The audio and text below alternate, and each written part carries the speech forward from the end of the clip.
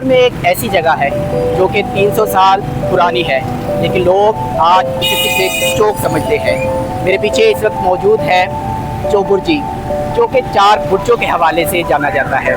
लेकिन लोग आज यहाँ पे ये ट्रैफिक का शोर, ये सब क्यों लगता है कि सिर्फ एक ये चौक रह गया है।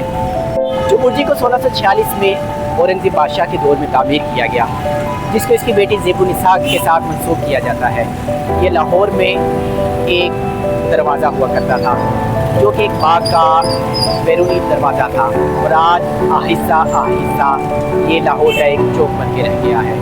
इसका मतलब है 4 बुर्ज वाला, जो कि आहिस्ता आहिस्ता वक्त के साथ 2 रह गए, और पाकिस्तान गवर्नमेंट ने दोबारा से इसके 4 बुर्ज तामीर किए और इसको दोबारा से अपनी असली हालत में लाने की कोशिश की। इस वक्त चौबुर्जी के 4 बुर्ज मौजूद हैं।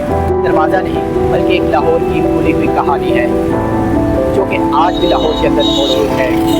यहाँ पे सड़क है, सड़क पे लोग हैं, ट्रैफिक है, लेकिन ये लाहौर के बीचों बीच एक शानदार अंदाज में खड़ा हुआ है। ऐसी ही हिडन जगह देखना चाहते हैं तो हमारे चैनल को सब्सक्राइब करें, वीडियो को लाइक करें और बेल आइकन दबाना मत भूलें।